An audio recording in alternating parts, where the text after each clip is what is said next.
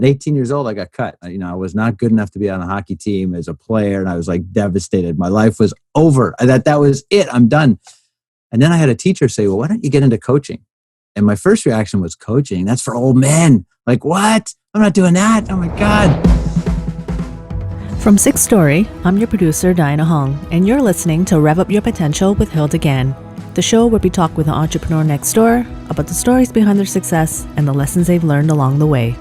Today's guest is the general manager of NTC Hockey, one of Canada's leaders in training hockey players. He is a business growth strategist and has transformed hundreds of businesses in Canada and the US. In today's episode, you'll hear about how he got hired by Scotty Bowman, how to gain confidence in your skills, why he believes who you know is more important than what you know, and much more. We hope you enjoy our conversation with Kevin Huhn. Today's guest is Kevin Huhn, and I'm so delighted to have him. He is steeped into the hockey business. So if you like hockey, you're going to love this conversation. Welcome, Kevin, and thank you for joining me today. My pleasure, Hilda. Thanks for having me on. Maybe you can tell people a little bit about you and your career from the time you get started to what you're doing today, because I know you're so excited about what you do today. Yeah, you know what? It's funny. It's morphed. At 5 years old, I told my dad I'm going to pro hockey. And that's where it all started. A little pat on the head, like, good luck, son, like, away you go. And I really didn't realize how powerful that statement was, because what it did was it brought me on a journey of, basically 42 years of trying to get to this dream that I had. As a Canadian, wanting to be in hockey, it was kind of the thing to do in the 60s and 70s, right? Even today, but more, it was like 60s, 70s, growing up, just chasing that, that dream of like, oh my God, I'm going to be that, the guy. And at 18 years old, I got cut. I was not good enough to be on a hockey team as a player, and I was like devastated. My life was over. That was it. I'm done. And then I had a teacher say, well, why don't you get into coaching? And my first reaction was, coaching? That's for old men. Like, what? I'm not doing that. Oh my God. And I got into it and I went, oh my God, this is amazing. Coaching people, helping them, which is what I've always done since I was a kid. I always loved entertaining and just like being the center of attention. My mom laughs and goes, yeah, only child, right? Like, me, the light shines around Kevin. So it went hand in hand with my ego. And I was like, okay, great. So I'm coaching and this was great. But, I had to put food on the table. So along the way, I was like getting jobs and working at different companies, but it was always like, I'm going to pro hockey. I'm going to pro hockey. The job was just like this thing so that I could eat, like literally it was that. Well, here's the interesting thing. When I made it to pro hockey 37 years later, I'm 42, it's because of my business background. It was like, all right, great. So the thing that I gave no value to was the thing that actually helped me get to pro hockey. So, kind of a long journey, but that was it was fun. And there's a lot of ups and downs in there, and there's a lot of fun things that I'm sure we'll get into today. Sure. Well, that's the high level overview. And I'm sure the hockey fans are like, say, yeah, I wanted to be that when I was 5 years old. Yeah.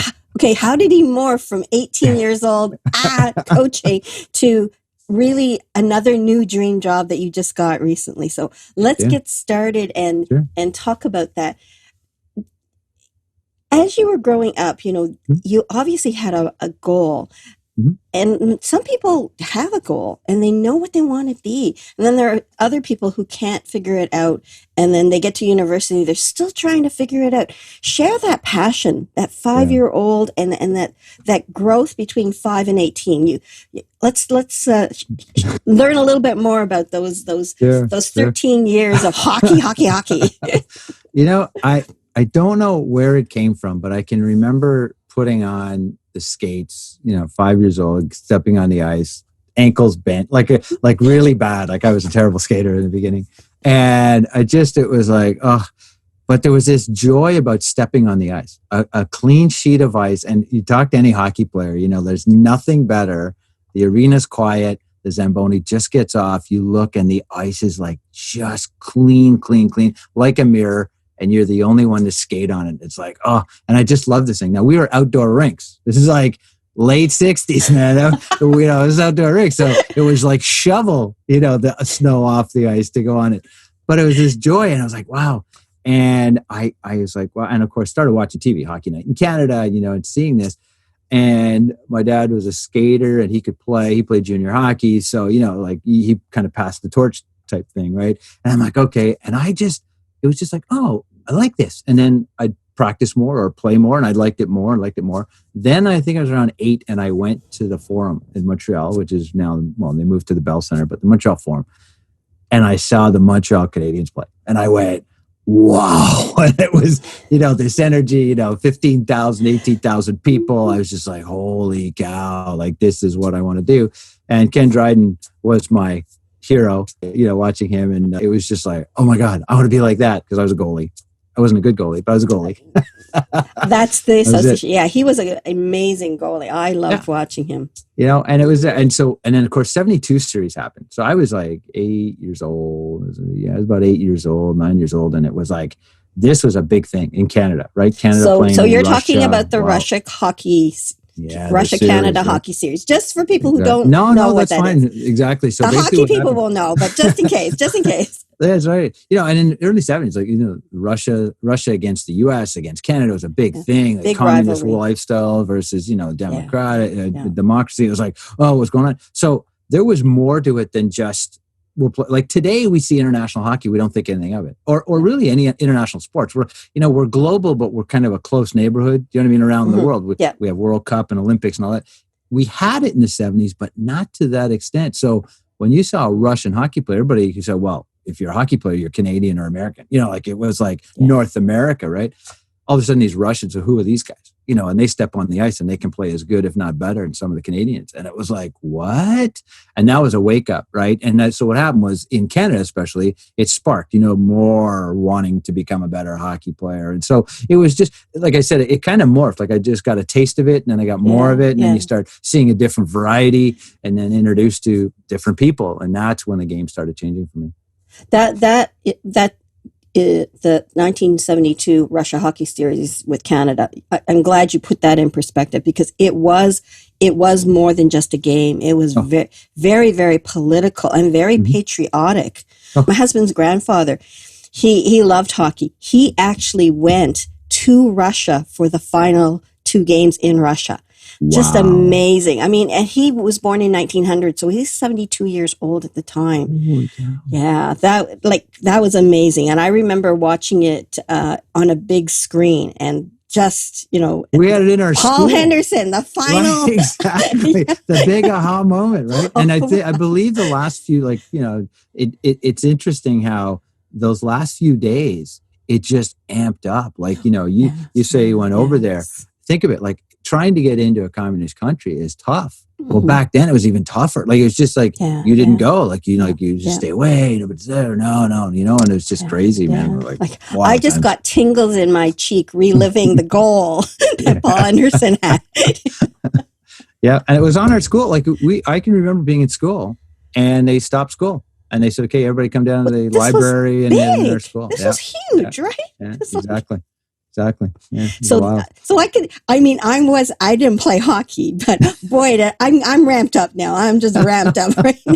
So I can imagine with your journey how that really impacted on you. So how old would you have been? And it was 72. It was the fall, so it was like almost 9. Okay, so you were still young enough to not get too involved in the hockey. Were you in a rep kind of league at that point, or were you still? Yeah, we were like, we had moved from the south. We were living in the city of Montreal, and we moved to the South Shore, and it was like 73. So I was still in the city, and we had, today it's like, it's easy to go A, AA, AAA, they've got all these levels. When we played, you were either on a rep team or you were on a house league team. Okay. That was it, right? And the traveling team was like what we call AAA or AA today, and you'd go around and stuff. So at the time, I was in the city of Montreal. I was in Park Extension, and we had the rep team or the traveling team, and there's 12. I look at photos now and I go, oh my God, the jerseys were too small, like everything, there's the woolen sweaters, it's just the equipment was too. Today, the equipment's like beautiful. Like you look at it, they look like little robots, almost like out of space, this Transformers kind of thing. When we played, oh my God, I looked terrible. I had a catching mitt, and you couldn't catch think of trying to catch a baseball in a piece of cardboard. Like, it is just not happening, right? So at the age of 18, then you got cut. Mm-hmm. And you said that was devastating. Can you kind of share more? This was a pivotal point for you. This was a goal you had. So, there's things that happen in our lives where I think they're monumental in terms of our learning. Because, there's an old saying, it's lessons learned until it's repeated.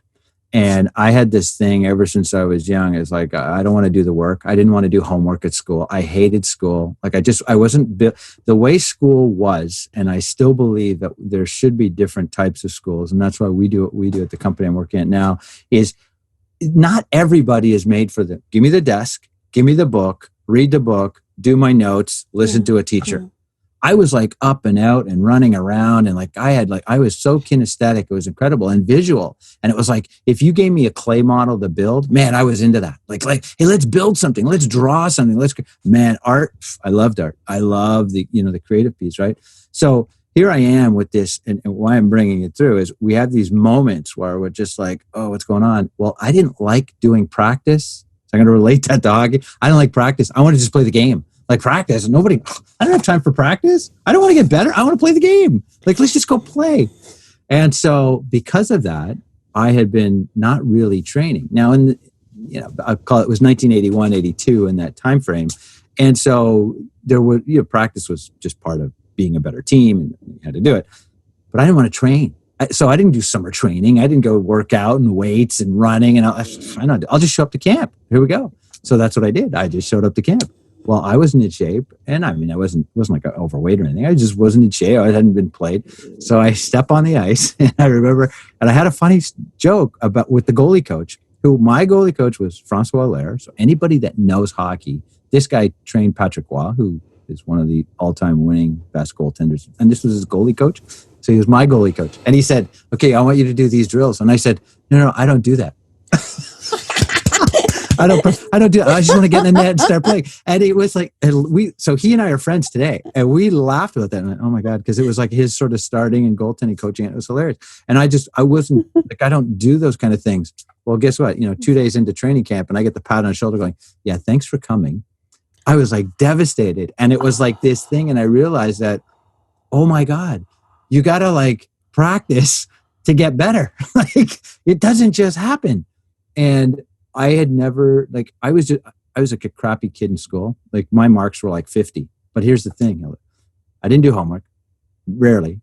When I did do it, it was an A. So my mom would be like, well, why don't you just apply yourself? Like, look, you're already getting the marks. And I'd be like, whatever. It didn't matter to me. It's like, it just wasn't important, right? So it's important because there's lessons that we learn. It's our own journeys, right? Yeah, yeah. My wife's astute. She loves school. If she could go to school today at 52, she would. Right? My wife's like, oh man, I want to get another degree. I'm just like, are you kidding me? You're going to blow my brains out. Go to school, sit in front of a teacher. Holy cow, right? So you compliment each other. Correct. Exactly. So at 18, I was devastated because I thought I will just make it. It will just happen. Yeah. But here's the thing. Things don't just happen. They do, but they don't. There's some planning, there's preparation. Yep. There's a saying, and I can't remember off the top, but the person who succeeds, you watch them succeed, is because they prepared for so long. Yeah. Right. They were in the midst. They were in the muck. They were doing all the crap and doing, what they had to do to make it. The analogy is like people who are gifted and who don't need to work hard. By the time they get to university, that philosophy, that mentality doesn't work, right? Because it's a next level, and discipline and time management really become key. And sometimes those people who don't, they've struggled through that first year, really right. struggle. And some actually don't make that right. past first year. Wow. And people make it look like, the ones that make it look easy. You're looking at, oh my God, like here, you're hosting this show. You make it look so easy. Somebody who's watching this thinking, I want to host a show. They'll go, oh my God, I could never be like Hilda and just get on the camera, just start talking. Oh my God, I would freeze. Right. So we all have that uncomfortableness, right? When we're doing it. Here's the thing. When you do something over time, over and over and over and over, you start getting good at it. And when I started coaching, what I learned was it's kind of like this learning process. So what happens is, I'll call it a new skill. And let's use the podcast. It's a great example, right? So somebody goes, should I do a podcast? I've heard it's the thing to do. I don't know. You're watching this right now. You're going, I don't know if I could ever do a show. So you don't know. So you don't have the skill. So we'll call this ground zero is I don't have the skill.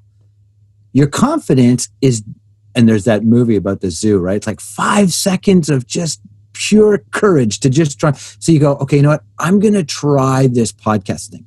So what do? You go look online, you find something, you buy a camera, you get a microphone, whatever, right? And you say, okay, I'm going to try it. So now there's your confidence kicking in.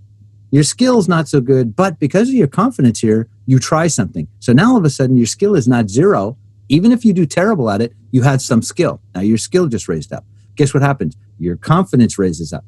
And when your confidence raises up, now you're going to try something new. And then your confidence raises again, and your confidence. So it's just this constant between confidence and skill constantly rising.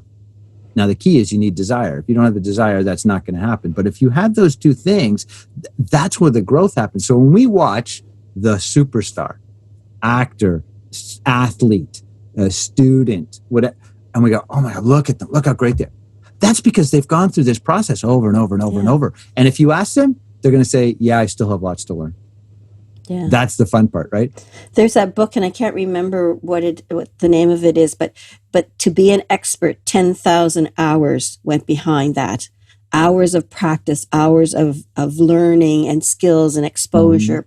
And so you think, yeah, that makes sense. You know, the more you do something, the more confident. When I always wanted to be a teacher, and I did it as a kid. I played teacher, which is really crazy.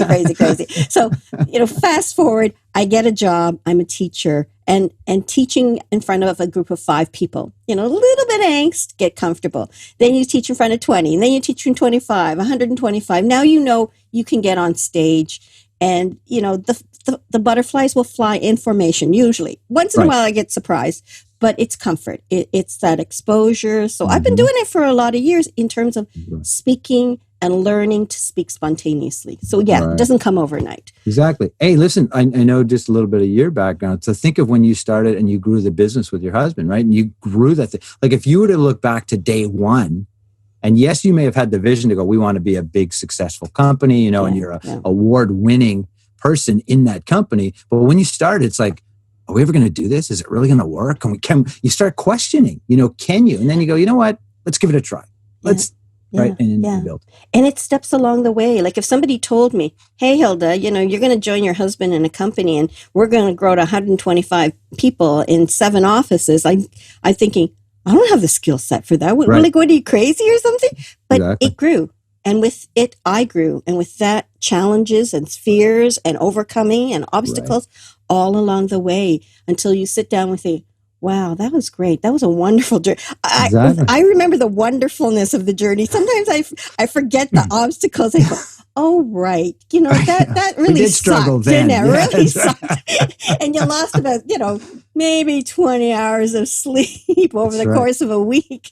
Just, That's right. So when you had that wake-up call, what happened next? How did you transform into this is where the new world? Yeah, and I think you'll appreciate this. This is where we realize that our journeys are not our own. We definitely need help. I don't care who you are in whatever field, world, industry. If you haven't even started and you're thinking of starting something, you cannot do it alone. We can't do life alone. So what happened was, like blessed was this man who was a phys ed teacher, and I had him in high school, but I also had him from like grade 4. So like, you know, we went to grade 11 and when I went to school. So we, you know, all those years I knew him. So there was a relationship that was starting to build, right? And he trusted it, and he saw what I was like, his character and stuff. And he said, you know what, why don't you come coach? I could use some help. And so by him saying, you know, come try, I didn't even think of that. Like I wasn't thinking about, I was like, oh my God, my career's over. I'm like, life sucks. Like that, you know, 17 years old going, 18 going, what am I going to do? Like, you know, I'm an adult now. And he just said, try coaching. And by him making that suggestion and me being, you know, having zero skill, but a little bit of courage to go, fine, I'll give it a try and step on the ice, helped me step into a new world of what's possible for me. And the dream was back on. I thought, okay, I can make it as a coach now. You know, like I couldn't do it as a player. I'm not good enough, but maybe I can do it as a coach. And that's where it just started going. And what happened was the coaching became not just coaching of hockey players, but it was coaching people. It was guiding people. It was helping people because I loved helping people. I loved to it's almost like I was born to put on this earth to put a smile on somebody's face. And if I put a smile on their face, I've lived my mission. Like that's where it's at. And I don't mean funny, like smile, like, oh, I'm a comedian. Not that kind, but just, did I help you feel better today, in a moment? There's something about you. You and I met the first time at the Markham Board of Trade at a breakfast. Yeah. Mm-hmm. And you did. I sensed that wanting to help people, lighting up the room, and we agreed that we'd have, a cup of coffee when you could actually have a cup of coffee together in the same room.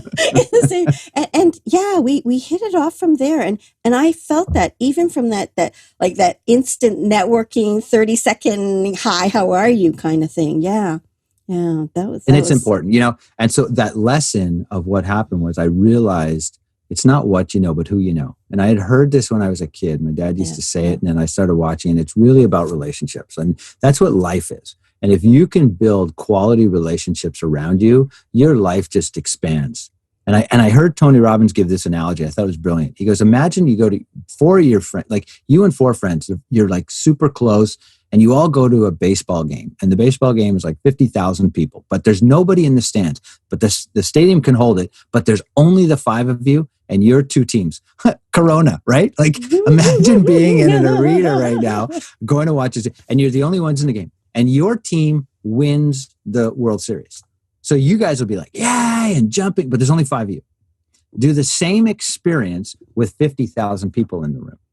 And watch the energy. Like when 50,000 people yell and scream, and let's say they're all cheering for the home team and the home team wins, you along with your friends in that environment, the energy is elevated. So it's really people that help this energy, just expand, right? And so I look at that and I go, yeah, that's what relationships do. I could feel great about myself, but the minute let's say we're on the phone, we're having this conversation, and now we're talking back and forth, like there's a new dynamic in my own life. Yeah. I felt the same way, let's say before the call, but I come on the call, whoa, this is like great. So relationships are key is my whole point in this. And by doing that, that's what I started expanding and started seeing where hockey was. And it was like, build relationships in the game, not just with guys that were teams I want to go to, but just in general, like whether it was fellow coaches, whether it was management, owners of teams. And today I confidently can say I've built so many quality hockey relationships that because of them, I can say I made it. My dream was I wanted to make it to pro hockey, and I made it to pro hockey. So I know people who are listening will kill me if I don't say, who are some of the key people in your life in hockey that have been an influence for you? So there's many, but the 3 that stick to the top of the mind. The first one would be Scotty Bowman, who, won Stanley Cups as a coach, and then he was administration. Like I think he's won 12 Stanley Cups, right? And his son was the general manager of Chicago Blackhawks. Well, when I was 22 years old, I remember like coaching now was like the thing for me, right? Like I was 18, I did it. Now it's 4 years later, I'm going. And I remember my dad had a friend who was a former Montreal Canadian, Hall of Famer, well-known. And he said to my dad, I'm going to set up a meeting with him. I'm like, okay. So I met with this guy and we sat talking, and he goes, so you want to coach? I'm like, yeah. And he goes, all right. He goes, you should scout. And I went, scout? That's for old men. I don't scout. Are you kidding? Go sit in the rink by myself and eat a hot dog? Oh my God. Not do it, right? Not doing it. So stereotypical, right? Kev. I know, right? But here's the interesting thing. And I tell this to everybody I speak to. I say, look, when the message is repeated enough, there's a clue in there, right? So I got told, be a scout 3 times over like a 15-year period. It was like, by the 3rd time, I was like, okay, I get it. I better do that, right? So I did go into scouting. But so I'm with this guy, and he goes, so you want to coach? He goes, yeah. He goes, all right. He goes, you should scout. I'm like, yeah, whatever. I'm not doing that. He goes, fine. So the meeting ends, and about 4.5, 5 months later, I'm at home. I was working full time at this time. It was like 1986. And I full time as a coach, right? No, full time, like in a job. Oh, in a job. I was coaching a high school team, which is fine, but it wasn't paying the bills. It was just I get to coach, but I had to do a job. And I took a day off work. I kid you, I just took the day off work, whatever. And the phone rang at 11 in the morning, and it was Scotty Bowman. And he goes, I hear you want to coach. And I was like, uh-huh. And I was like shaking. I was like, oh my God, I can't believe this. Do you know who this is? Like think of whoever's watching this now. If you think of that one person you look up to and you go, oh my God, I'd love to be like that person, or I'd like to be connected to them or something like that. That's what it was for me. It was like, oh my God, this guy coached the Canadians who won the Stanley. God, you know who this is? Oh, right. And he's saying to me, so do you want to coach? I'm like, yeah. He goes, oh, I'm going to fly you to Buffalo and you're going to come work the Sabres training camp. And I'm 22 years old and I'm like shaking in my boots. And so I went to training camp for a couple of weeks and I was like, wow. And he and I stayed in touch even to this day. Like we'll talk. And he's a great guy. So he's been one key person for me. Did you ever ask that question? Why did you decide to make that phone call and just basically hire you on the spot? Say, come down, right? Because wow. Because when you first mentioned Scotty Bowman, something in the pit of my stomach just excited, not a bad thing, and just rose up my body and it was tingling. I thought, oh my God, Scotty Bowman. Right. I'm sounding like a little teenager. No, it's fine. No, and your question's great. You know what's funny? In all the years, I've never asked him that. I just was so grateful that he actually did it. And to the point that in 2012, 13, I had a radio show. I'll fast forward a couple of years of fun. I had a radio show. We were on TSN radio and we were on XM radio and it was on. And I had Scotty come on as a guest. And he goes, I listen to your show every Saturday. Oh my God. And it was like the greatest compliment I had, right? I was like, oh my God, I know, it was so cool. Yeah. So he was a major influence on me. And he just, what he knew in the game showed me what I didn't even know. Like what he would forget, I didn't even know. Do you know what I mean? Like there was so much knowledge and wisdom in how he broke down the game. And he was a pioneer in the game and how he did things. And he was very instrumental in me wanting to become better and better. And that's when I started to have an appreciation of education, because education doesn't have to be this institution, the building. Yeah. That's where I had to disconnect in my head. You can learn. Look, I can talk to you. You can talk about HR and how I should do things. I'm going to learn from you. It's like, okay, well, there's my education. Right. And I saw a little bit of a disconnect change. And I was like, you know what? Education doesn't have to be, I have to go to school. I can get educated by meeting people, by reading a book, by, doing things that are maybe not the norm that I would consider be education in the past. Right. So he was one key person. Do you want others? Yes, you can give us one more, and then I think that will satisfy the people who are listening to you, and then we can move on. One more. Yeah, it's interesting because not from a, I guess, professional, like he's not like a well-known guy, but he's one that did something for me that realized that I need to do for other people as well. And that was, so that I told you, like, if you have something repeat to you a few times, you better listen, like there's a message in there. And so in 1998, I was coaching a hockey team, and a friend of mine called me and said, hey, look, we got room for a new scout in your area. And it was the Ontario Hockey League, and it was the Kitchener Rangers. And I'm like, just moved to Toronto, and I was just trying to make my mark as a coach, right? Like I was junior A, which is great, but man, the OHL, that would have been awesome.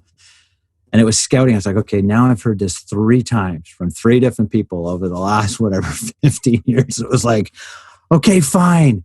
And so I reached out to the general manager, and we had a great conversation. And he said, you know what? He goes, look, I can only open the door. You have to walk in the door. And it was with that message that I realized that, it's that saying of, I'll lead a horse to water, and, you can't make him drink, but you can lead him to the water kind of thing. Right.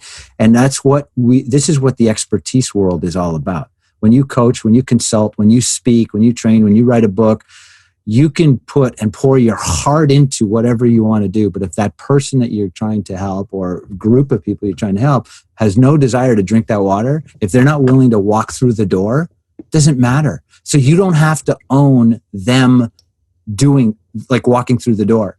And when he said it, I realized that it was like, he just gave me a great gift. Like, he's giving me that opportunity. What I do with it is up to me. Yeah. And that was the message where I went, okay, it's the 3rd time I've heard this. I got to do it. I'm going to go scout. And so it was Jamie McDonald, who was general manager at the time. And he was, in the past, he had been director of hockey coaching for Hockey Canada. He helped create huge change in hockey world, where coaching certification program and stuff. Great mentor to me, great friend today, somebody I tremendously respect and have admiration for. And he was really instrumental when I wrote my book, Hockeyology. He was like, Kev, give it to me. I'm testimonial, absolutely, everything that you're doing, right? So it was kind of cool to see someone in his shoes be able to take, like, I was a nobody. Like I wasn't like, oh, look at me, look who I am. I never played in the NHL. I had no talent. I wasn't there, but I had this discipline and this attitude of just keep going, like keep following your dream. I didn't like practicing, but man, I'm just going to keep following my dream. Somehow, some way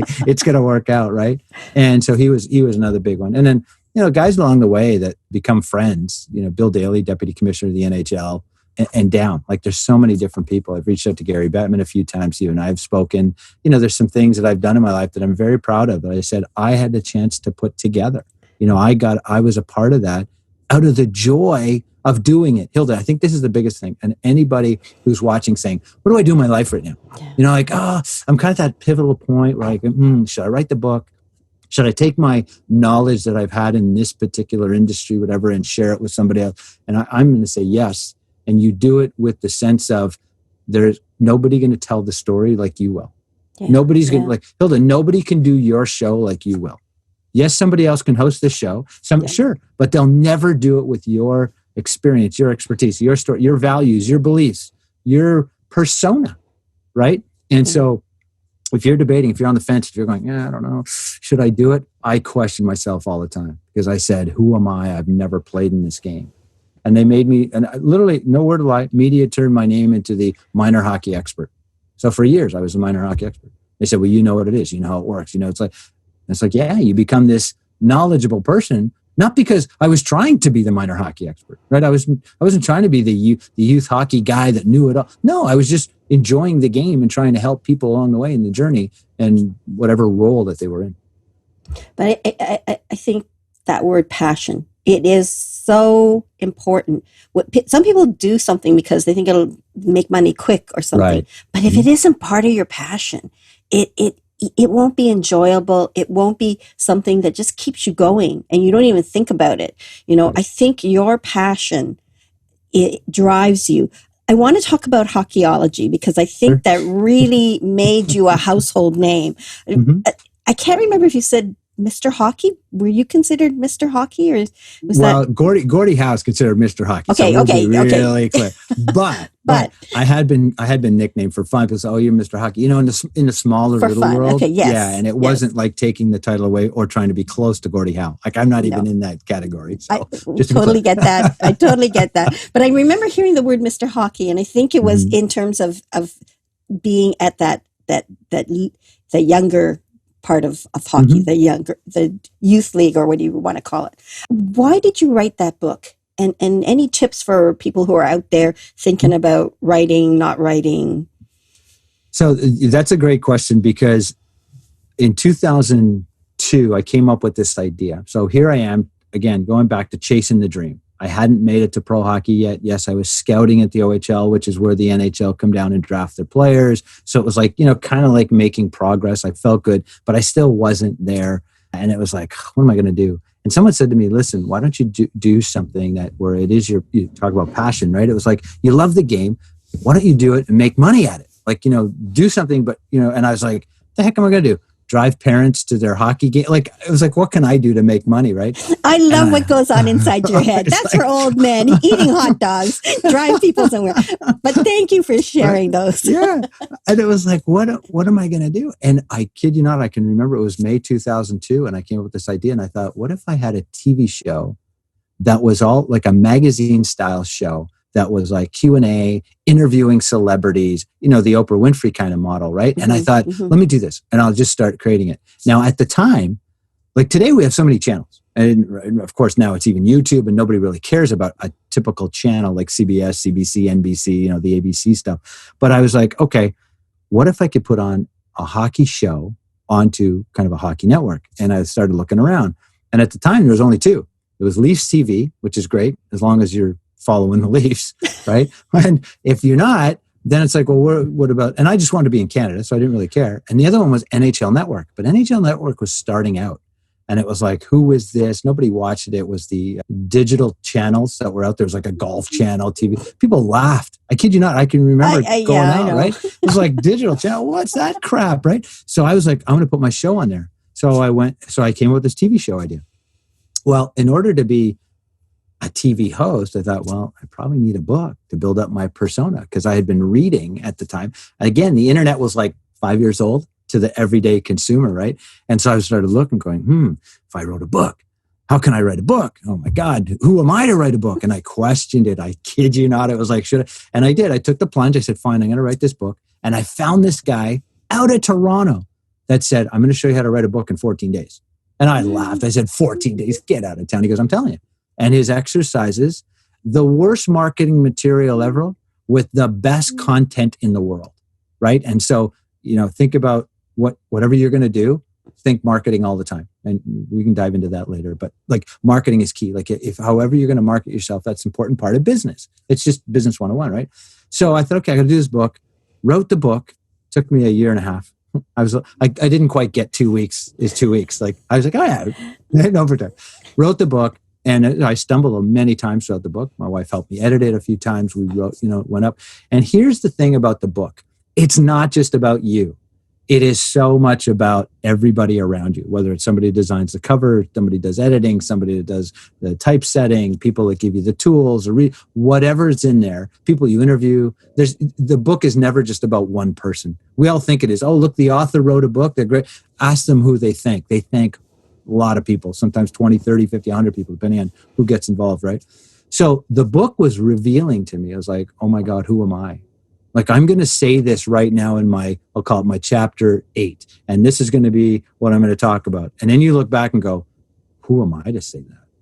Like, look at Wayne Gretzky and Gordie Howe and Mario Lemieux. These guys know hockey. Who am I to say what a kid should be doing, at 12 years old and 10 years old, right? And that was a lot of it. The best compliment I got, I remember getting a letter from a woman in Washington, and she was a teacher, a Spanish teacher. She sent me a note and she goes, I loved your format in coaching on how to get a player to do something. And it was just this process I had written out. She goes, in all my teaching, I hadn't heard it. I love it. And I'm applying it. And I thought my book wasn't just about hockey. As much as it was hockey based, there was some techniques and things in there for just everyday life. And this is the whole story of, you write a book. Sometimes you're going to write a book, you're going to help one person. If you make a difference in life of one person's life, you could change the world. Right? Like, that's the thing. Like, imagine the one person who inspired Martin Luther King, who inspired, Gandhi, who inspired like one person who inspired them to do something, think some way, change a belief, something. That person changed the world. Yes. Right? And and it gives me goosebumps and shivers where I go, I cannot not want to help somebody. Not because I'm better than anybody else, but just, how do I help you? This is what I love about you, Kevin, is your thinking and your ability to connect with people. You just what you just said now can inspire so many people to say, yeah, I never know what I do may have such a big impact on people. And for those of us who want to do good, it starts with one person. And I think those people who have a passion want to do something with that passion and help others. So many people who are entrepreneurs and career people that are moving up in their careers, they want to make a difference just by touching one person or not. That's right. I was a manager, and my director said, Hilda, if you're thinking about going to becoming a director, I think you're ready. And I'm going, I never thought about that, and then I thought about, why would I want to do that? I love people. So why wouldn't I want to be a manager and take care of 30 staff, and know them and help them develop and nurture their careers? Now, when I thought about it more, okay, so I'm going to help these managers be better managers and share my beliefs and philosophy so they can impact on their staff.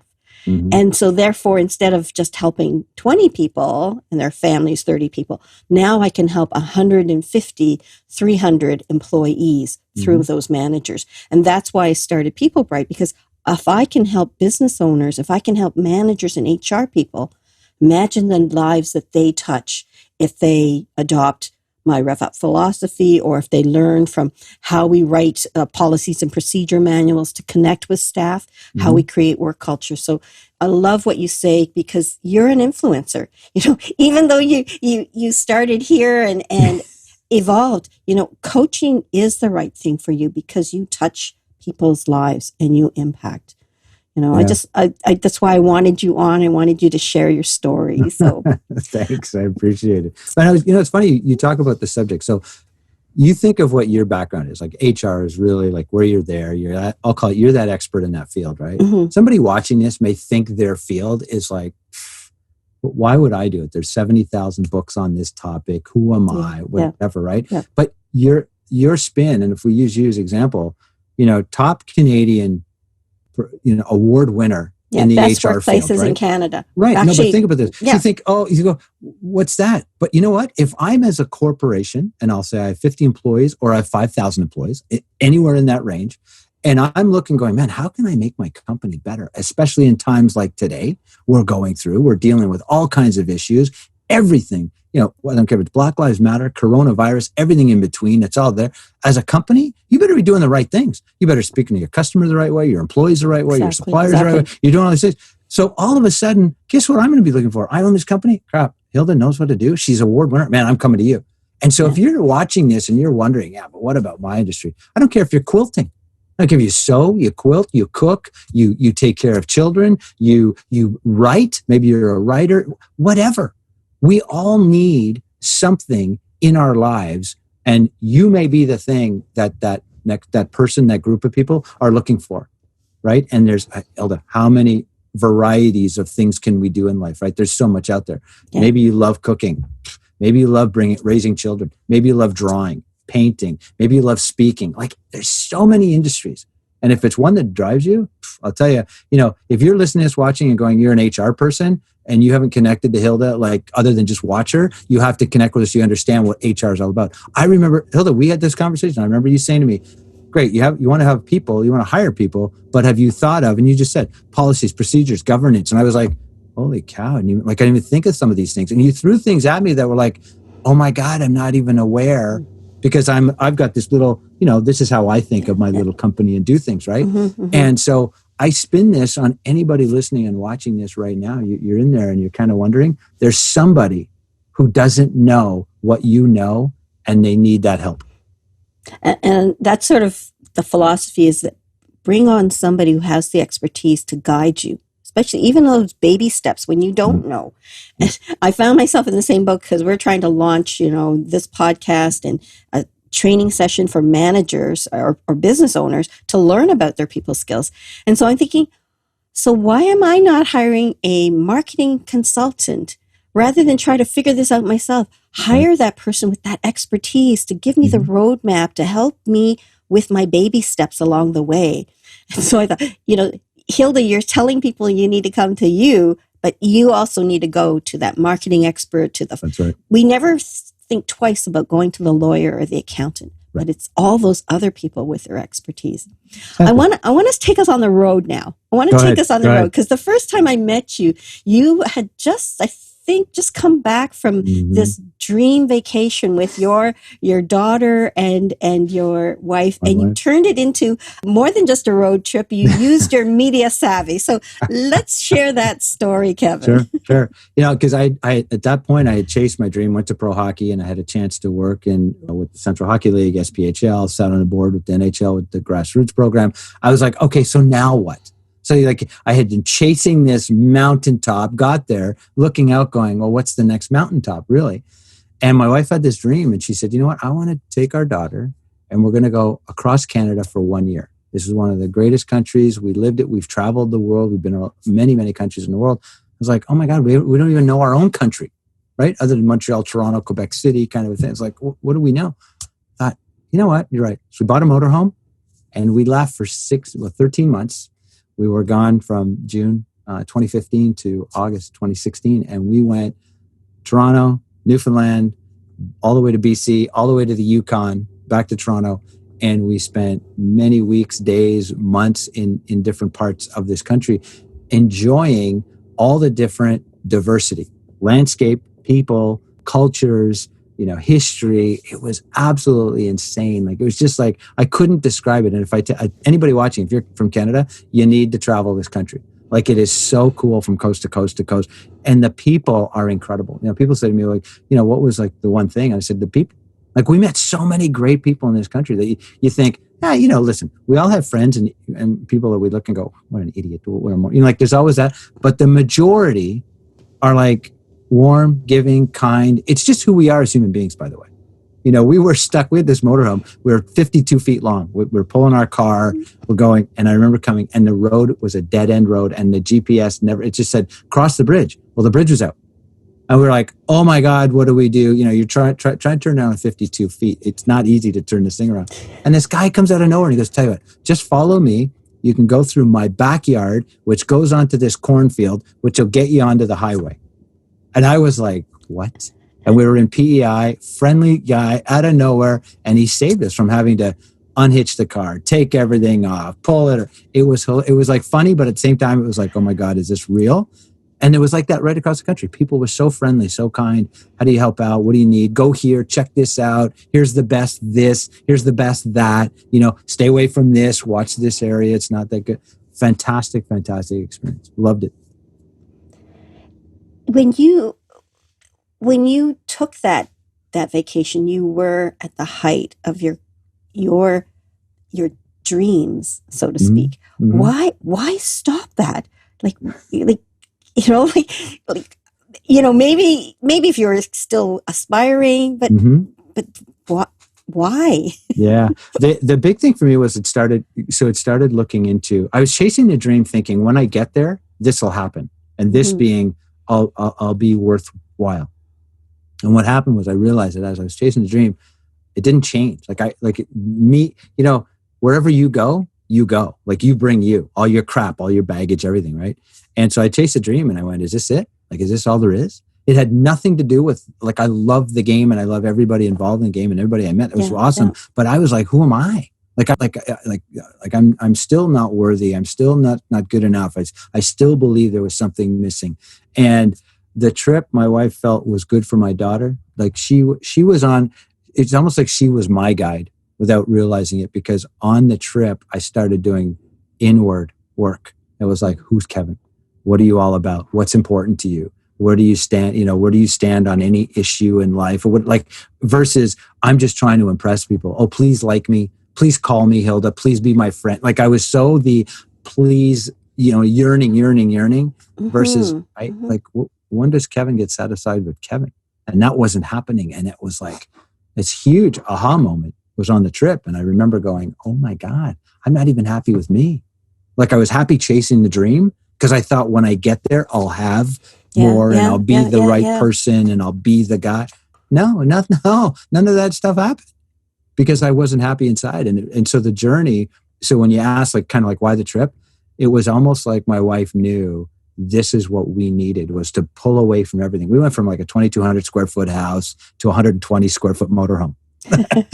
Trust me, you're at each other's face quite a lot. In close proximity. Oh, big time, right? Length of your sofa? All right then, honey. And what happened was, it was like, okay, you didn't rely on stuff. We had a motorhome and it was great, but it wasn't about stuff. We'd eat like we normally ate. We'd be out and then we'd go out exploring and we'd read and we'd just be in nature. And it was like self-reflecting time, like incredible. My daughter did homeschooling for grade 10. So it was like she did all her homework. She did all her studying. So we gave her study time, quiet time, went to museums, was part of her. We wanted her to learn.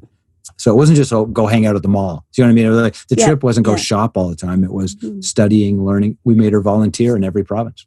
So think of it. 14, 15 years old, she volunteered in every How did you find the volunteer opportunities?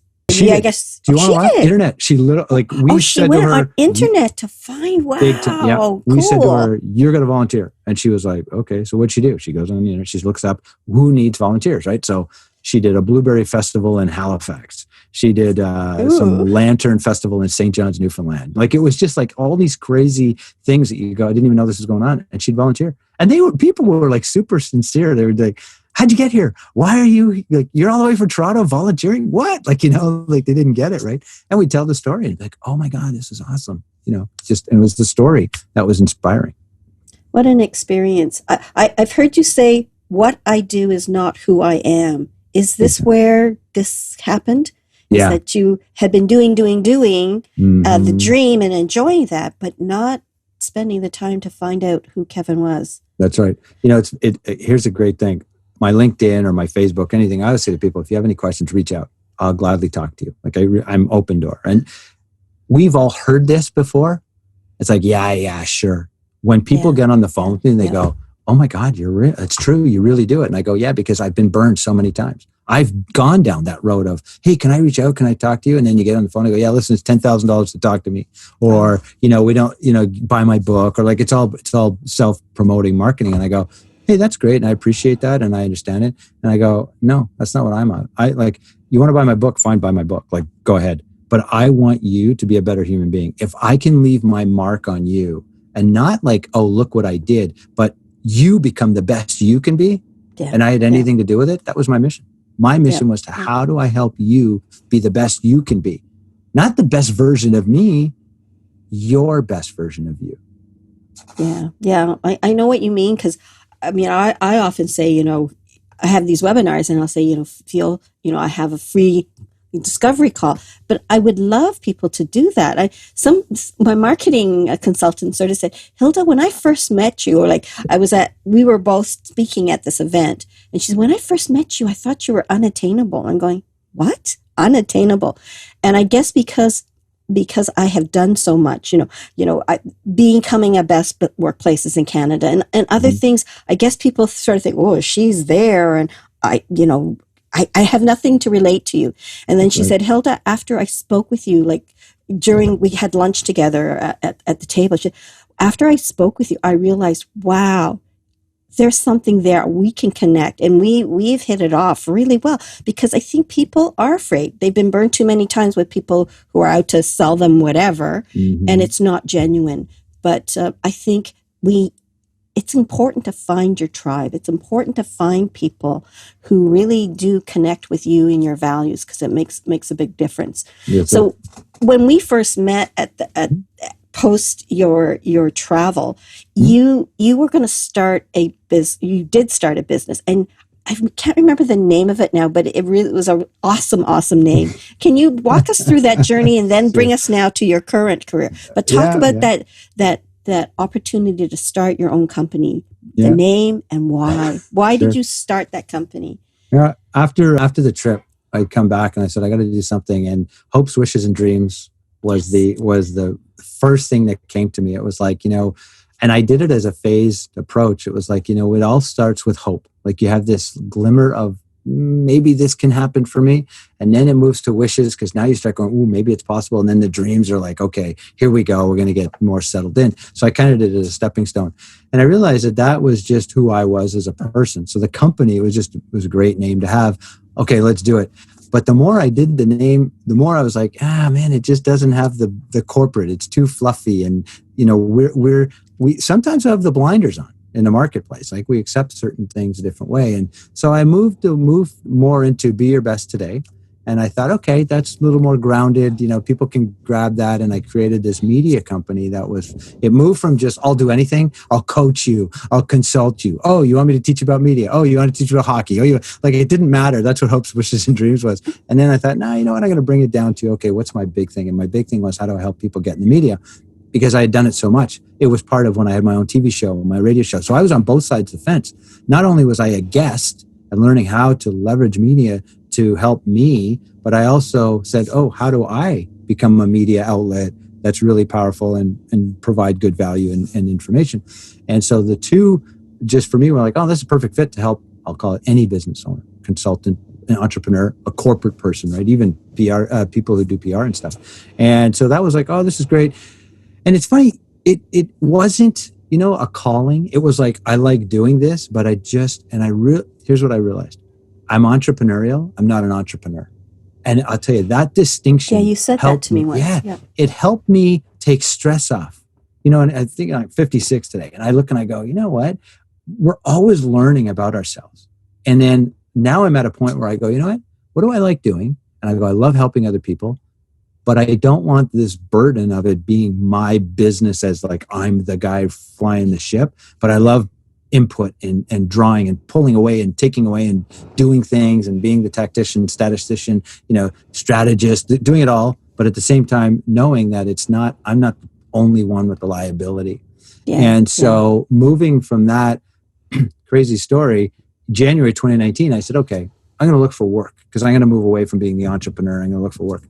And it took 18 months and 1,000 job applications. And people say to me, dude, are you still going? And I'm like, yeah. Remember, I chased my dream for 37 years. Yeah. So to me, it's not the time. It's what do you want and how bad do you want it? And my thing was I wanted to work for someone who was aligned with me. I wanted to work with someone who had an amazing story, who had a good product, who had a good service, who I felt I could align with and then bolster them and help them.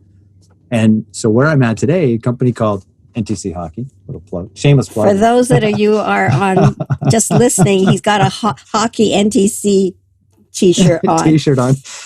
And so Dan Blackburn, who is an amazing leader, speaker, author, TEDx speaker. I mean, this guy is like firecrackers. Like he's dynamite. I'm like a little spark. You know what I mean? Like he's like amazing. You're a big spark, not a little spark. Okay. Well, it's okay.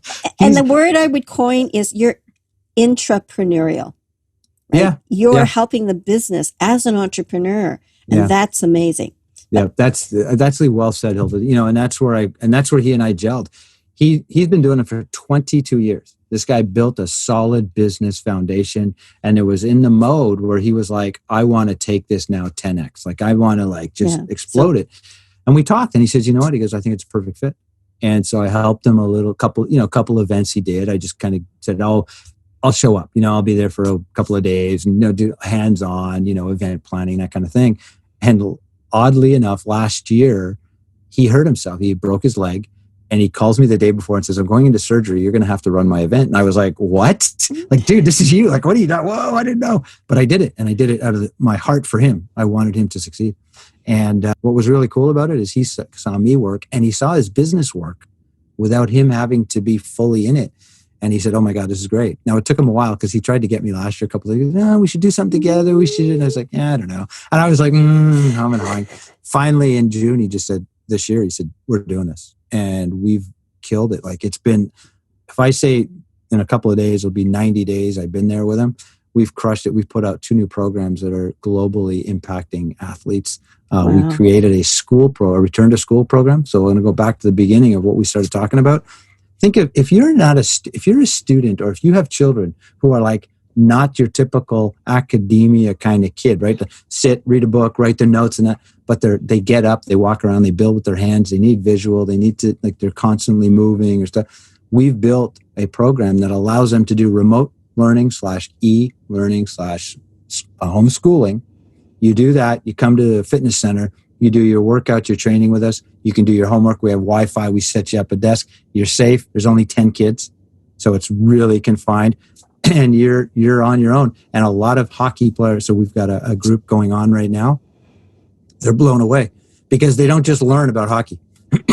Dan's all about it's called Pillars of Greatness that he talks about. And you think about it, Hilda, where do you think your greatness lies? Like just think about that question for a second. Where do you think? And he asks this question to athletes, by the way. And they go, oh, when I become a better player, when I this, he goes, no, your greatness is in you and it exists right now.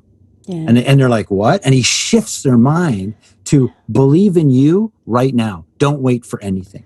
I love how your journey has gone from, I want to be a hockey player to building up that coaching and using marketing and helping companies that you sponsored and that were part of the SPHL build. Then you went on this dream journey to find yourself. Mm-hmm. And now, I'm sorry to say you had to go through 100 resumes, and the bottom line. 1,000. I'm sorry.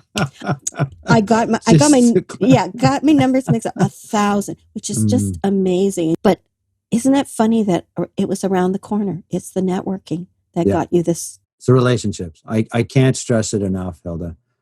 So I love the journey that you've taken. You've written a second book, How to Reinvent Midlife Dreams. Tell us about that. Tell us about Yeah, that. it really sparked us to, okay, so now what? I kind of reached my goal, my dream, whatever. And I was like, oh, what am I going to do? And it was funny because, back in school, and I'll call it in the 70s, 80s, I don't even know when it changed, but it was like, what are the elements of the earth? And we were taught earth, water, fire, like, it was like, okay, learn these things. I'm like, all right, great. And I thought, I wonder if we have something similar in us. It was like this fleeting thought I had. And all of a sudden they came up with, there's 8 elements in us. And beliefs is the first one. And it doesn't matter what goes on in your life, it'll always stem back to the most original of elements, which is your beliefs. Because if you believe what's going on is true, then great. If you believe it's not true, then it's great. There's certain things that happen in our lives. We all have different beliefs, by the way. So it's not that the belief has to be the same in every human being, but we all have a belief system. We have relationships. It's an element in it. We actually have the innate ability to relate to somebody else, right? So I've got 8 of them like that. And it was like, okay, let me write that out. And then I started writing going, well, how do I do this? Well, when you start massaging and playing with these elements, you start shaping your world. You start going, oh man, if I build a relationship and I change my belief, oh my gosh, I'm going to go in a different direction, right? It's like, oh, wow. And then so that book just came from a point of most people that I talk to who are I'll call it my school year, right? We're 55, 56 now. I talk to them and they all say the same thing. I didn't think my life was going to turn out the way it did at 50 when I was 20. When I was 20, I thought, oh, my life will be like this. Yeah, and I'm over here now. Or I'm over here. Or it's like, what? And it's not there. And it's like, okay, great. No matter where it is, you can reshape it. You can have it go in a new direction. So I called the book How to Reinvent Midlife Dreams because it was like, yeah, you can still have a dream and just shape it and change it and tweak it.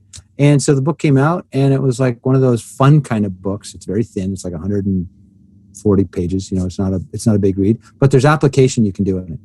And it just stems from, what do I need to do today to make things happen? And so it was a fun part. It was a fun thing to do. And I went, okay, move on. I did it.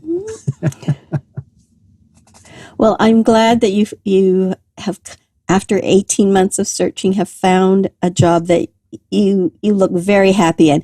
I see you on social media.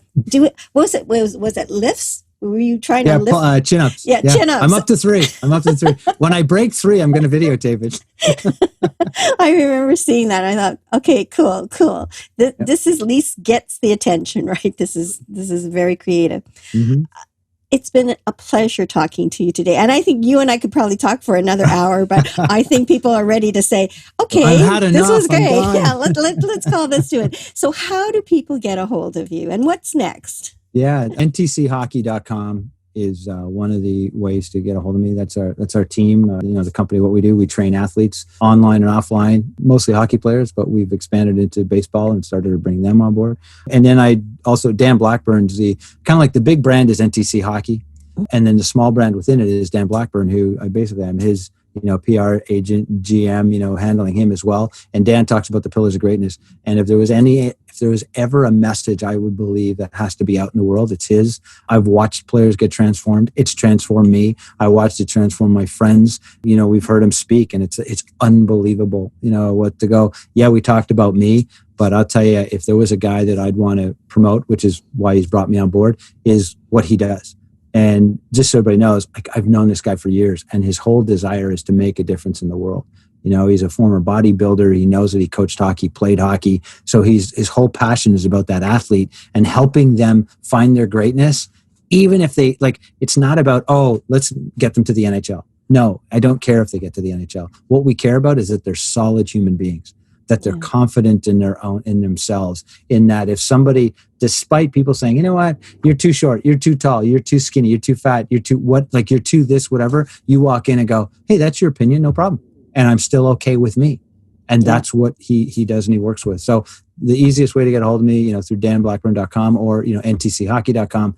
And I'd be happy. My door's open. You want to call, ask questions, whatever, we'll be happy to connect with you. You're an amazing person, and I know you really mean that. So if people want to talk, he is He's a he, as if you're not even in this Where room. is he? Where is he? He, right here in front of me. Kevin, is an amazing person with an amazing story. I'm so glad that you came on today and were able to share it. And I wish you much happiness and much success as you move on to this next chapter of your life.